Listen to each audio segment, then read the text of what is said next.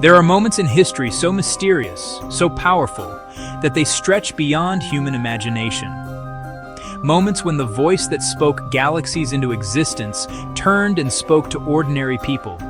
Shepherds, prophets, children, outcasts. People who, in a single breath, found themselves face to face with the creator of the universe.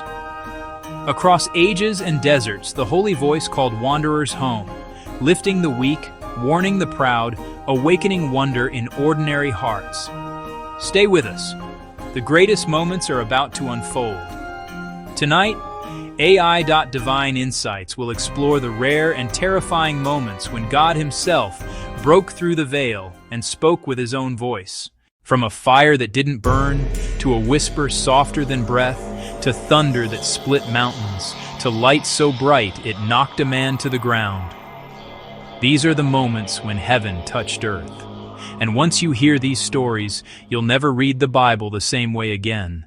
Moses' life felt finished. He had gone from palace prince to refugee to an aging shepherd in exile.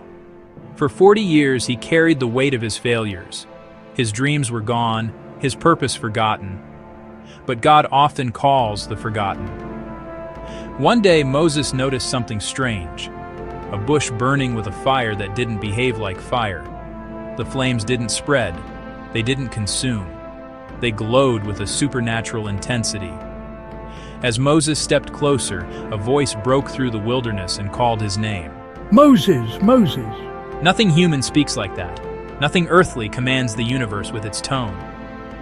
Then came the words that froze him where he stood. Take off your sandals, for the place where you are standing is holy ground. Moses wasn't standing near a miracle. He was standing near God. And in that encounter, God called him to deliver an entire nation from slavery.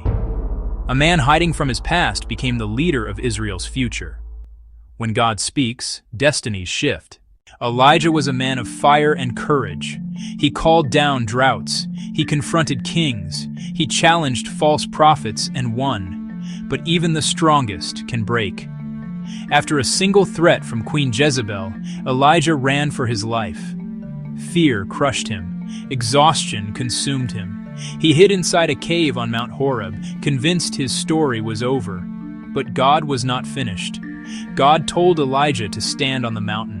A violent wind tore the cliffs apart, but God was not in the wind. An earthquake shook the ground, but God was not in the quake. A roaring fire burned fiercely, but God was not in the fire. Then the world became silent, and into that silence came a whisper, a voice so gentle it broke Elijah more deeply than the storm ever could. What are you doing here, Elijah?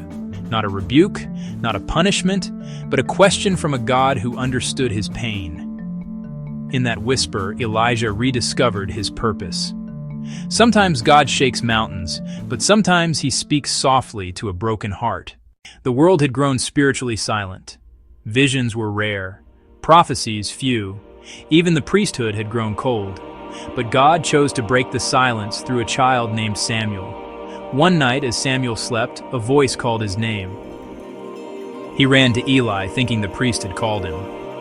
A second time, a third time, the same voice, the same confusion. Then Eli realized something extraordinary was happening. Speak, Lord, for your servant is listening.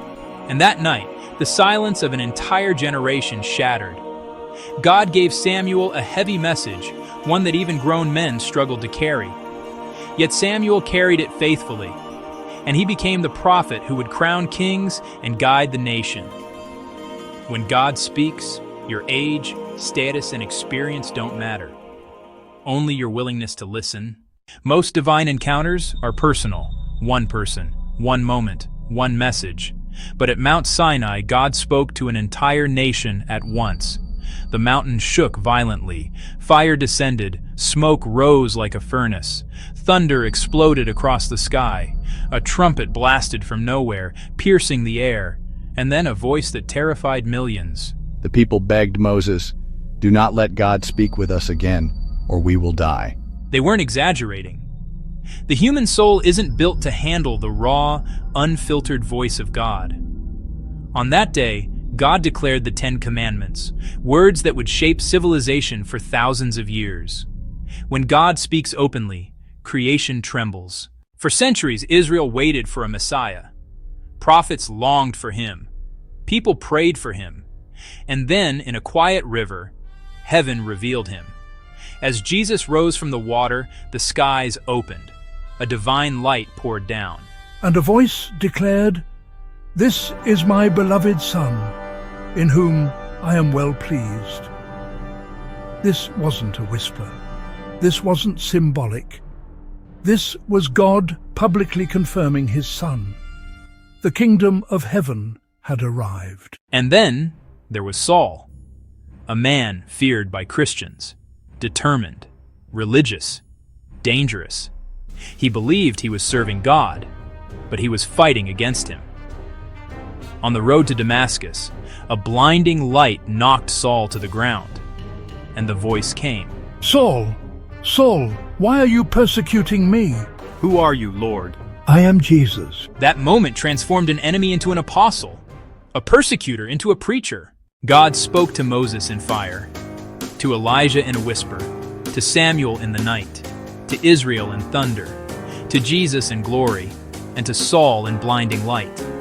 His voice came in different ways, to different people, at different times, but always for the same purpose: to guide, to correct, to call, to reveal, to save. The real question isn't, does God speak? The real question is, are we listening? Don't forget to like and subscribe to AI.DivineInsights and share this with someone who needs to know.